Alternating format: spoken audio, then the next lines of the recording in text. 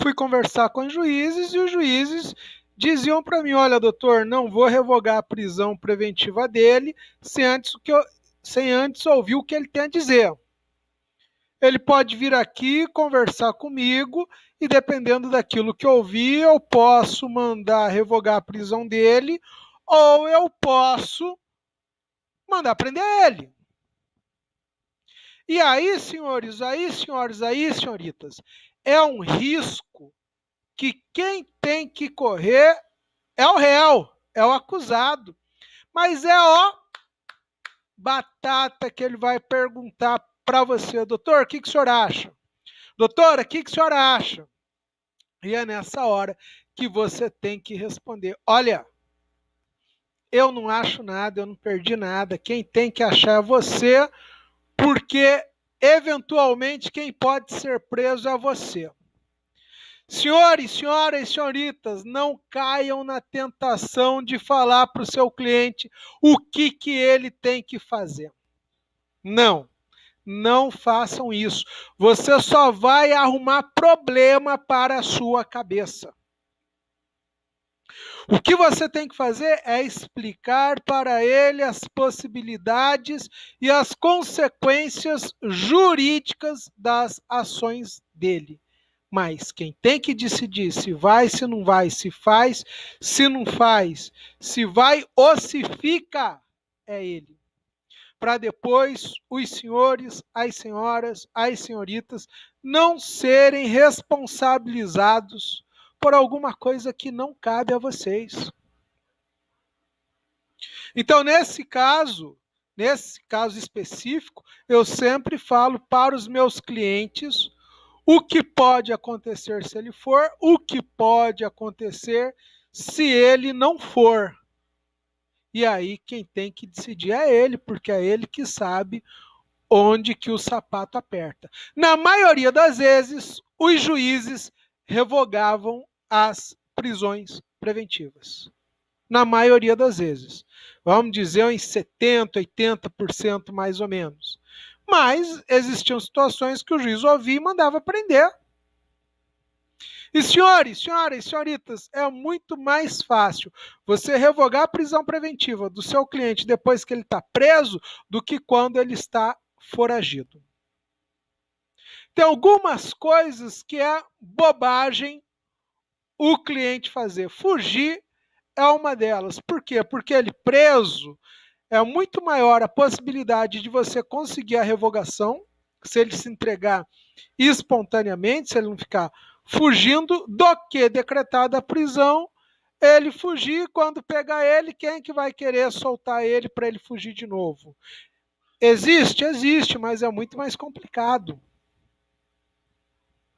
Então, decretou a prisão, a melhor coisa que ele tem que fazer é se apresentar. É muito mais fácil a situação processual dele, até porque não é apenas uma questão apenas de liberdade, né, de ser preso ou de continuar solto, mas é uma questão até de julgamento pela prática de um crime. E isso pode influenciar negativamente o magistrado na hora dele proferir a decisão dele.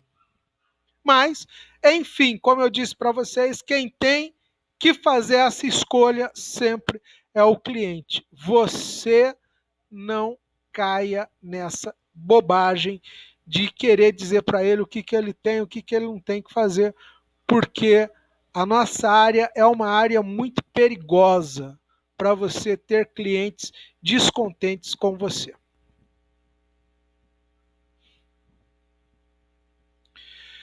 Nesse sentido, ainda nós temos o seguinte julgado: habeas corpus, prisão em flagrante, falta de pressuposto legal. Inocorre a quase flagrância se não há perseguição ordenada à pessoa certa logo após o fato delituoso. Tampouco tem cabimento a prisão quando o agente se entrega à polícia depois do fracasso da perseguição contra ele empreendida. STF, RHC 64.550, origem do Pará, segunda turma, relator ministro Francisco Rezec, Diário de Justiça de 12 de 1986. E esse é um entendimento que prevalece e perdura no tempo. Senhores, senhoras, senhoritas, mais uma vez lembrando, ele não pode ser preso em flagrante, mas ele pode ser preso mediante prisão temporária ou prisão preventiva. Vamos dizer que ele foi preso, mesmo tendo se apresentado espontaneamente. Qual a medida que você vai tomar? Relaxamento de prisão, vai entrar com pedido de relaxamento de prisão para o juiz mediante a prisão ilegal. O cara acabou de ser preso, primeira medida que você vai tomar, se a prisão dele foi ilegal, é relaxamento de prisão. Cabe habeas corpus também, nesse caso de uma ilegalidade, de uma irregularidade? Cabe. Porém, contudo, todavia, use o habeas corpus como o ás da sua manga, não queime cartucho. Use os instrumentos processuais adequados que estão previstos em lei. Nesse primeiro momento, é o relaxamento de prisão. Se ele for negado, aí cabe o habeas corpus. Então, para que você vai pular fases? Não tem necessidade disso. Então, mesmo que haja uma ilegalidade da prisão, note, isso não vai contaminar uma eventual ação penal, isso não prejudica a ação penal, isso não anula a ação penal, isso não faz desaparecer a acusação, ele vai responder ao processo normalmente, a única coisa que ele vai responder em liberdade, em decorrência, muitas vezes, da ilegalidade que a prisão dele se constituiu. E ainda nós temos mais um julgado nesse sentido. Prisão em flagrante, não tem cabimento prender em flagrante o agente que horas depois do delito entrega-se à polícia que o não perseguia e confessa o crime. Ressalvada a hipótese de decretação da custódia preventiva, se presente os seus pressupostos.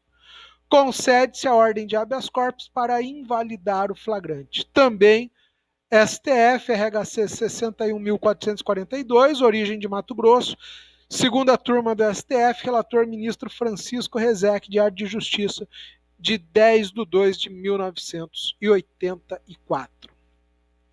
Nestes casos de prisão em flagrante, cabe a obtenção da liberdade do acusado, para obtenção da liberdade do acusado, relaxamento de prisão, no caso de se identificar alguma ilegalidade, alguma irregularidade na prisão.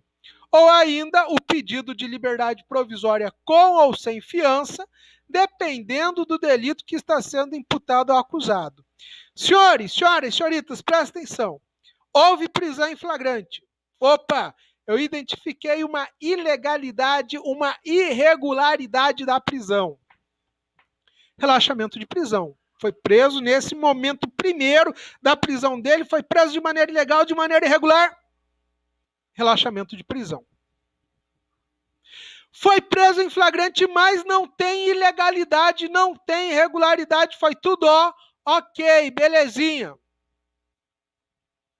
Pedido de liberdade provisória. Se o crime for afiançável, pedido de liberdade provisória com fiança.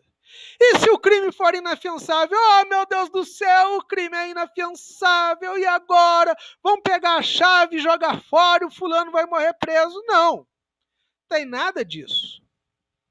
Se o crime é inafiançável, cabe pedido de liberdade provisória sem fiança.